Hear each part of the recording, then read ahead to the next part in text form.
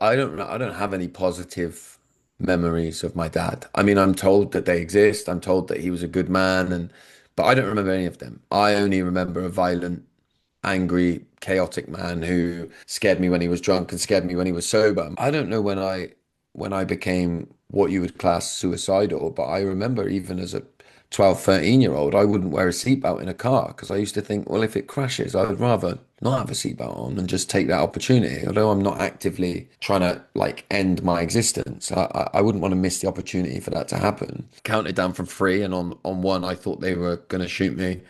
And they ripped the bag off of my head and started like celebrating, saying everybody runs when we got out of the car. You never ran. And it was a big test, really, to see if I was strong enough and to make me feel amazing so that they could get me to start selling harder drugs for them. It's like a tactic that they use to make you go from being petrified to feeling untouchable. Hello, my friend, and welcome to Secure and Secure, hosted by me, Johnny Seifert. This is the Celebrity Mental Health podcast where I say it's okay to not be okay. And if you have the same match as me, then whether you're watching or listening, click that follow button. You can find me on Instagram at Johnny Seifert and at Secure and Secure Podcast, and on TikTok at Johnny Seifert92. Now, my guest today is a fellow mental health advocate who helps you with your breath, your sense of belonging, and helps you thrive. His book, It's Them Not You, is out to buy now. His podcast, Dysfunctional, is available where you get your podcast from. And in a few weeks' time, he's taking part in the Chasing Yesterday's marathons for NACO, the National Association for Children of Alcoholics. In this conversation, we're going to talk about alcohol abuse and being the child of an alcoholic. If you're affected by what you hear, visit www.talktofrank.com. We also speak about mental health and the themes of deep-rooted mental health faults. So if you're affected by what you hear, go on the Samaritans website, www.samaritans.org.uk, or call them on 116 123.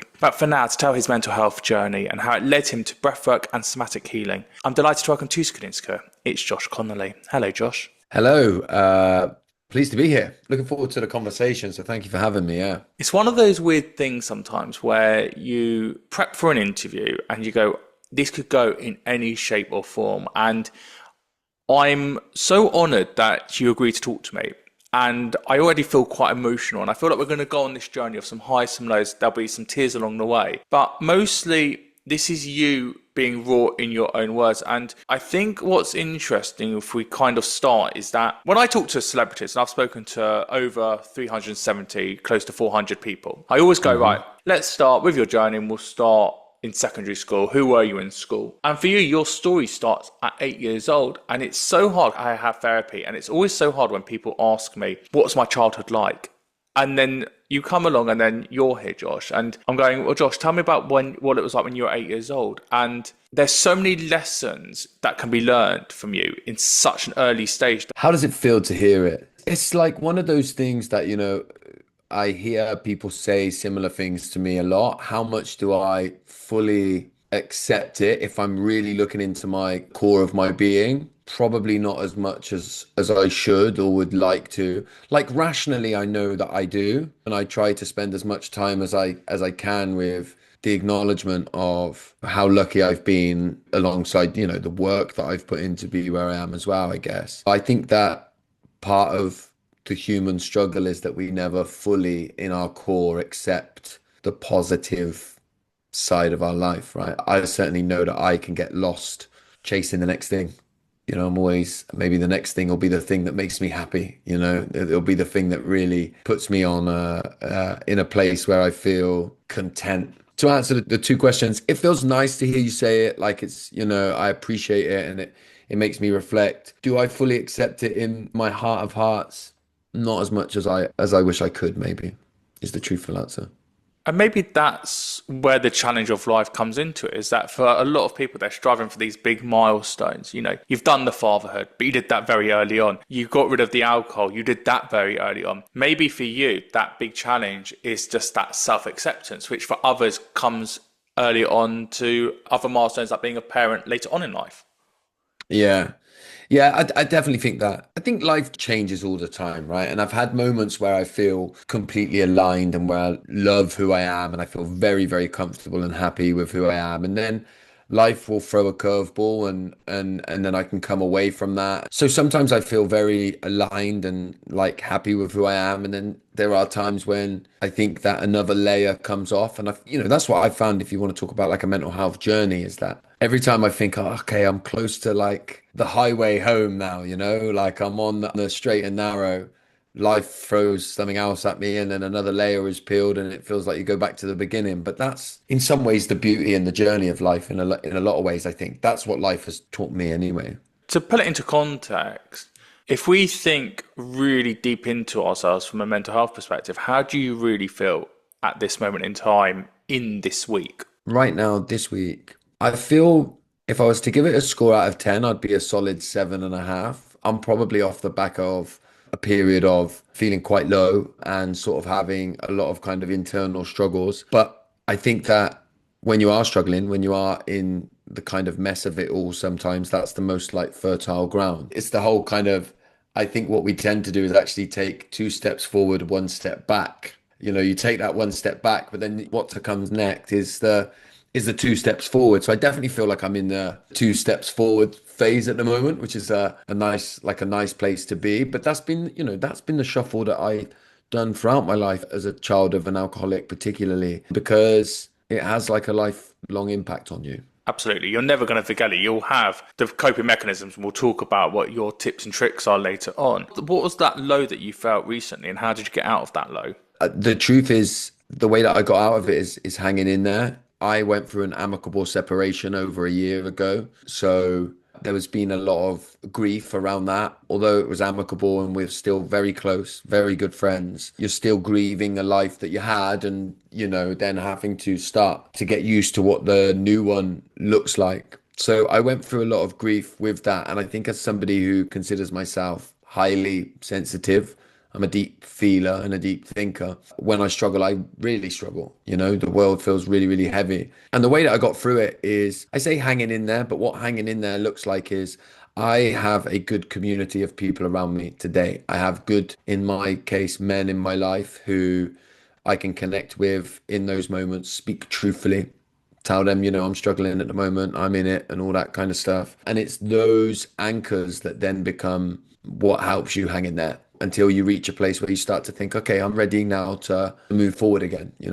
You mentioned your week is about 7.5 out of 10. Thinking about that grief journey that you're on, and grief doesn't obviously, as you know, have to be about a death. It can be a relationship, it can be work, it can be anything. On a scale of 0 to 10, how much love do you have for yourself right now? Maybe a 6. I would give it a 6. I can answer rationally and say that I know that I love myself because of, what I do. But But I that's think Josh that, Connolly, the performer, the yeah, expert, the inspiration, the one who goes on stage. That's the version that's portrayed yeah, to us. But yeah, the yeah, real Josh, the one at home, the Joshua, I yeah, that suppose. I would say 6. But again, if you'd have asked me 3 or 4 weeks ago, then it would have been less than that. There's sort of two sides to this, and there's two ways of looking at it, right? Because what I tell other people is that we need to first distinguish what does it mean to love, right? Because I think there's lots of different ideas out there. For an example, I grew up with an alcoholic dad, right? And so I could tell people some of the terrible things that I experienced as a result of the ways that he drank, and people will say, "Yeah, but he still loved you." And I'm like, well, so what does love mean? Because I actually think the truth is, and some people find this harder to kind of take on board, is because of my dad's addiction, he may have loved me, but he was incapable of actually loving me because that's not what love looks like. So in this week today, if you ask the question, how much love do I feel for myself? It's probably a 6. But some of the ways that I'm acting in terms of what I'm doing for myself, how I'm showing up for myself, how I'm turning up, how I'm doing what I need to do, it's actually probably a higher number. I think that particularly people that have grown up in dysfunction in the way that I have, I actually think the fight that we go through to be who we are shows a lot of love. But what we struggle with is accepting that. So I actually think that I probably show myself in my actions a high amount of love, but my lack of capability to fully accept that means that I can't take that love in. So that's what gives me a lower score. Does that make sense? Absolutely. Absolutely. Yeah. And only you know the answer. And you don't need to answer to anyone. Your number might fluctuate through a morning, even.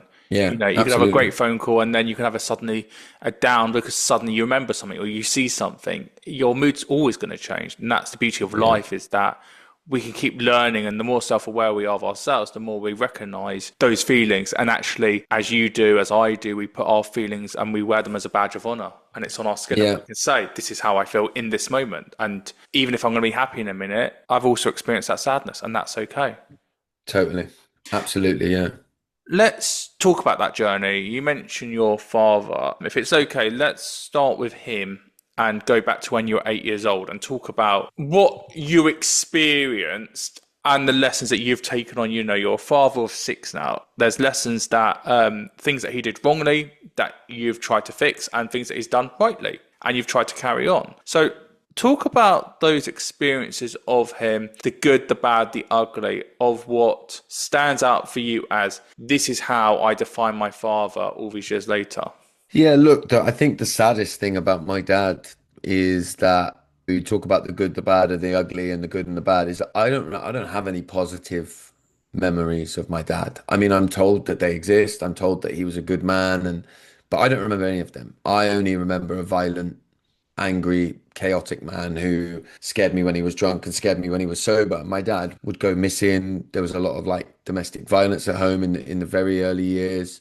He spent 5 years in prison, or it might have been 3 years, I think, actually, sorry, in prison. And then when he came out of prison, he had a drug problem and li lived in a flat that we used to go and visit him on the weekends, and that wasn't fun there either, you know? So in many ways, I guess you could say he gave me the perfect example of how and what not to be. Although I still, certainly in the early years of my adulthood, followed him down the same path, right? Because I actually don't think it was learned behavior. It wasn't that I saw the way that he was and mimicked that. I think we suffered from the same thing, which was and is untreated trauma at the time. So I used alcohol to deal with and numb the ways that I felt, and that's what caused me to be the way that I was. So like I think like sometimes we might look for silver linings, but when I'm being gut level honest with you, there was no good for me when I was younger with my dad. And I lost him under sort of tragic circumstances when I was sort of 8 or 9 years old. And the impacts of those things on you for the rest of your life are lifelong and still affect me deeply today, really. Do you ever have a photo of him holding you, even as a baby? I believe there is a photo somewhere, yeah. Once he died, he was never spoken about again. We didn't remember his birthday. We didn't remember the day that he died. Nobody in my family talks about him at all to each other ever, And ever. how does that make you feel as a father now of that could have been you at some point in time? I think it makes me motivated. I always say that, everybody has a different driver in life. My driver is in all that I do. None of my kids know who my dad is. They don't see pictures of him. There's none on the walls in my house. All they know is that he died when I was young and that he had a lot of struggles. And that's it. There's no legacy. There's no history of my dad, nothing. So I'm driven by, I want to create a legacy. I want to be somebody that when my kids are adults, and some of them are, by the way, my eldest is 20. But when people say, tell me about your dad, they light up and say, let me tell you about my dad. And they don't have to lie or like go, well, there was the good moments, they can go, well, let me tell you about my dad. And I hope that one day they'll have pictures of me on the wall and there'll be somebody will say, who's that? And somebody will say, that's your granddad. And he's a good man. He was a good man because that's what I want, and that's what drives me more than anything because I know what it's like to, curl up when people say to me, what about your dad? And I have to go, he died when I was young. And I don't get to light up and go, oh, I remember when he watched me play football or I met, because I don't have any of that. There's none of that, and that's sad. And that causes a lot of grief and sadness in me. What do you think your legacy as a dad is? What are those traits of you being a father that are being noticed by your kids that they're going to pass on? Dad always had a plan. My children will phone me. I know what it's like and I've been in a lot of, I went on to have problems with alcohol myself. I've been in a lot of places in my life where I don't know who to call. I know now all of my children, no matter what's happened, and I've had proof of this because it's happened in their lives. No matter what's happened, no matter how culpable they are for what's happened, they won't think I better not ring dad because he'll go mad, or they'll think I'll phone dad, he'll know what to do. That's all I want. Like life is hard and messy and nobody's perfect. But I do know that I am somebody that my children can rely on. Let's go back a bit more. So, your father passes, and you go on your grief journey into your double digits, and then you enter secondary school, and a line is drawn as the primary Josh to the secondary Josh. Before we get into the drugs and alcohol side, how did you find school? How did you find making friends and going through puberty from a boy to a man based on everything you had already been through? I think that like I was always very good at making friends, right? Because one of the ways that I sort of dealt with the way that what I've always been great at performing, right? I've always been great at like leading and putting on a show, right? So that like really helped me in that respect. But the biggest thing with puberty, by the way, going into my teenage years was I went from when I was like a young, sensitive boy who cried a lot. And when you're at primary school and junior school, that's all right. Everyone's cool with it. Teachers are all right with it. Your mates are all right with it. Everybody will stick by you. Something happens when you go into senior school, particularly I think for young boys, where you can't cry anymore because you get bullied. You'll get like nobody's okay with it anymore. So my teenage years were fueled by anger because I had all of this grief. You know, you talk about a grief journey. We did my dad's funeral and then never spoke about it again. So we moved across town. My mum had remarried, who's my stepdad, who's a great man, but we didn't talk about it. So I had all of this unprocessed emotion in my body. Didn't want to cry because boys don't cry, quote unquote. And so I was very, very angry, very, very angry. And that sort of plagued my life for a lot of my life, really. That anger, yeah. 12 years old, you're smoking cannabis and starting to go on your own destructive journey. How destructive did you get before you were mentally aware of what you were actually doing? I think I was destructive from the get-go, you know, Do because you I think you were didn't born care. destructive? My beliefs are that nobody's born like that. I believe that, or very few people are. I believe the world gets hold of us. And I think that, like, if you were to grow up in a much more functional home where there's lots of love and everybody's able to show up for everybody, I think that paths can be very different. But I had no outlet and I didn't care about life. I didn't like, I was in survival already. Life was a survival, you know. I wasn't thinking, what do I want to be when I'm 20?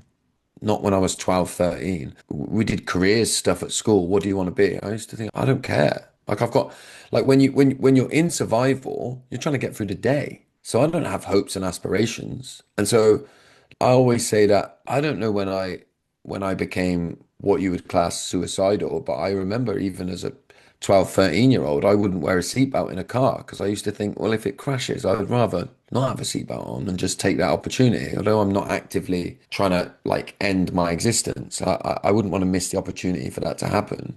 I was very, very reckless. I was looking to feel something. So risk-taking behavior was top of the list for me. So I was seeking escape in a destructive way from the moment I found drugs when I was 12. Yeah. In your teenage years, did you feel that you deserved to be alive?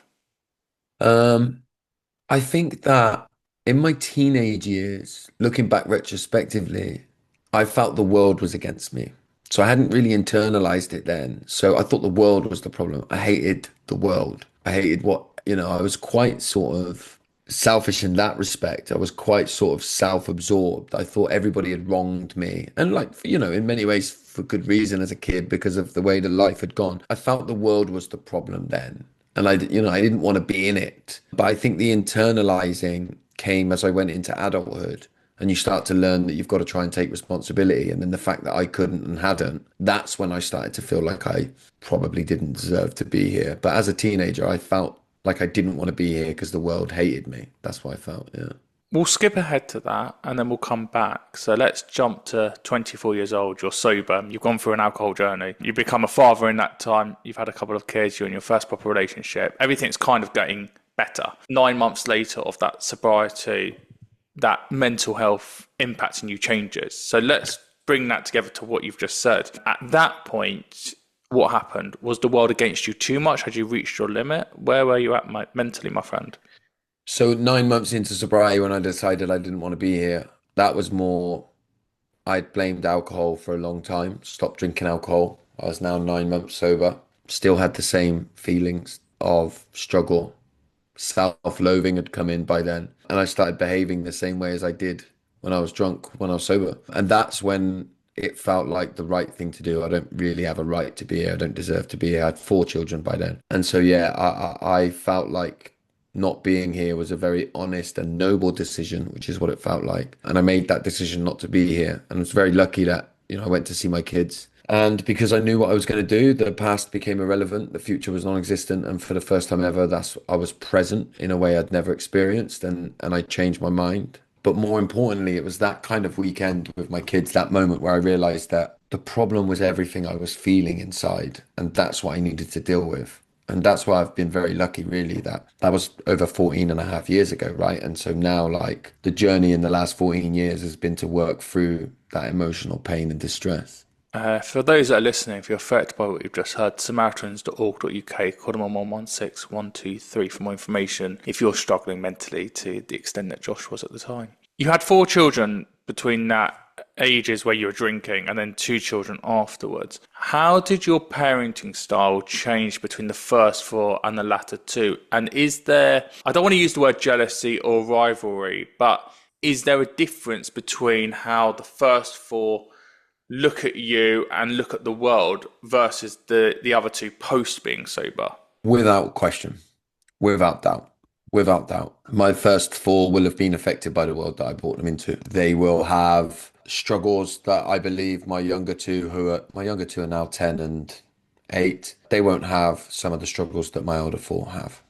But I just have no doubt about that in my mind. My younger two have grown up in a very functional, emotionally available home with two parents who are there for them all of the time, with no real conflict, no suppressed emotion, no addiction. And as a result of that, their mental health will directly reflect that. How does Like, that make I've no you question. feel as the father to the six of going to an extent? And it's a hard one, isn't it? You can't be 100% accountable for that. And yet you are, but you're not. You had your own things going on, which you were only doing your best at the time. A lot of the time as we get into, I'm in my 30s, and a lot of the conversations I have with my peers is that some of the ways we were parented were based on probably not was right for us, but it's based on what the tools that our parents had at the time. So how do you Yeah. reflect on that? By making sure that I lean into the truth in the way that I just did. So, like, I was doing the best that I could at the time, and it wasn't good enough. It wasn't good enough for children. So I either like play it down and go, we did our best and did it, or I go, it wasn't good enough. And you know what? I will live the rest of my life in debt to my children and do the best I can to be the best, because this is all I can do, to each day try and be the best possible father that I possibly can be. And by the way, I think that's what we should all do because I think that I brought particularly my first four into like a really difficult world. But I think all of us get it wrong to some degree, right? I think all of us get it wrong to some degree. And I think we owe it to ourselves and to our children to take as much accountability as we possibly can because the opposite is denial. And so, like as a result of that, I can only hope that when my outer four, particularly, and maybe if it happens with my younger two as well, if they ever find themselves doing the work when they're older, which I'm sure they will, and I come up, and some of the ways that I was come up, they pick up the phone, they say, Dad, I'm working through some stuff and you've come up. And it would like be really helpful if I could share some of the ways that I feel as a result of the way that you were. And instead of being met with, I did my best and et cetera, et cetera, et cetera, they'll be met with, okay, I'm here. I'll show up. I think you've put that beautifully, my friend. I think the work you've done in yourself to be accountable and to change and to forgive yourself and me able to move on I take my hat off to you. It's remarkable. For you, it's the breathwork and the somatic healing that you found, that grounding, that foundation to help you. What is it about both that has allowed you to find that peace of mind? I think that the missing piece of the conversation in the West of the world, although it's growing now, is the somatic part. We do a lot of figuring stuff out rationally in our heads. And if you think about the way that we spoke at the beginning, I gave lots of answers where I'm like, well, I could tell you this because I know this in my head, but the truth is in my body. And actually, that's where we need to be to try and release some of that stuff. No matter how much I talk about it, it won't release it in the same way as when I bring somatic work in to release some of that energy. Yeah. Recently, you've been working with NACO for the Chasing Yesterday marathons. What did you get up to, my friend? So we did a time travel, the first ever time travel marathons for Nakoa, and we traveled to Samoa. So there's an island called Samoa, and then there's another island called American Samoa. These two islands are separated by the date line but are only 30 minutes apart on a flight. American Samoa is 24 hours behind Samoa. So we flew to Samoa. We ran a marathon at midnight in Samoa, finished that marathon and jumped straight on a plane in our kit, traveled for it's about 45 minutes, landed in American Samoa yesterday, so the day before the first marathon, and then ran a marathon straight away, which meant we ran the second marathon the day before we ran the first one. We ran the first one Saturday and the second one the day before on Friday, which meant that our time for the marathon ended up being around sort of minus 10 hours for two marathons. That's going to be my world record one day. Yeah, don't worry about the 10 hours. It's going to be actually minus 10 hours. So yeah, yeah. And people can still donate to the page. Where can people go for more information for that? If they go to the NACOA website, which is nacoa.org.uk, that you'll find the link on there. We've raised nearly £60,000 so far. With every penny that we raise, will go directly to the schools campaign, which helps NACOA to get into schools and to raise awareness for what it's like for children growing up impacted by a parent's drinking. Amazing, amazing. Final question, my friend. Now, with all the work that you've done on yourself and the man who's gone through everything that happened with his father, the drugs, the alcohol in your teen years, being a father of six in two different versions of yourself, and the leader that you are now with that community that you've built, what would you tell that 8-year-old self who's about to go onto this journey that you would not be able to believe? I would tell them that most of the ways that they feel make perfect sense based on what they're experiencing, and to hang in there because it does get better. So look, you've changed your life around. Your podcast, Dysfunctional, is amazing. Please do go and listen to that.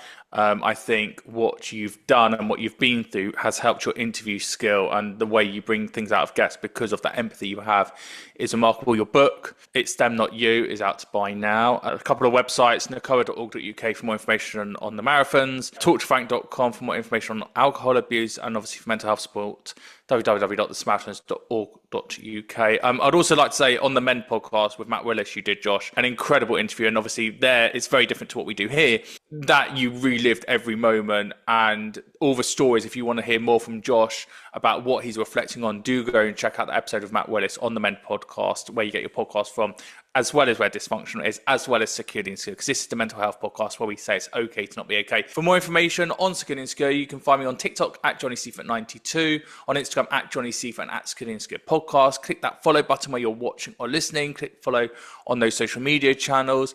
And let's just remember, it's okay to not be okay, my friends. So I'll be back next week with another guest who says it's okay to not be okay. But until then, look after yourself and I'll speak to you soon.